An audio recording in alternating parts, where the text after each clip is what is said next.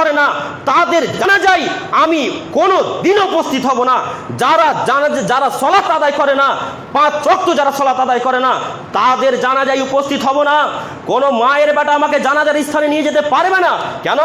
নিজের বাপের খেয়ে বড় হয়েছি, কোনো মায়ের বেটার খেয়ে বড় হয়নি। ইমাম সাহেব কথা ভালো করে বলবেন। আপনাকে আমরা পুষছি, আপনাকে আমরা বেতন দিয়ে রাখছি। আরে আপনি বেতন দিয়ে রাখছেন তো কি হয়েছে? আপনি কি আমার মাথা কিনে নিয়েছেন নাকি? আমি মাথা বিক্রি করে চাকরি করতে আসিনি, আমি মাথা বিক্রি করে আপনাদের সমাজে আসিনি। অতএব যারা সালাত আদায় করে না তাদের জানাজায় উপস্থিত হব না, এটাই শরীয়ত, এটাই নিয়ম, এটাই ঠিক। আমি বলে যাচ্ছি, যারা সালাত আদায় করে না তাদের জানাজায় উপস্থিত হব না। যদি এইখানে থাকতে হয় রাখতে হয় রাখুন, যদি না রাখতে হয় নাই রাখুন, আমার একটুও যায় আসে না।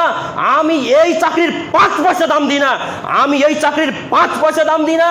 পৃথিবী সৃষ্টির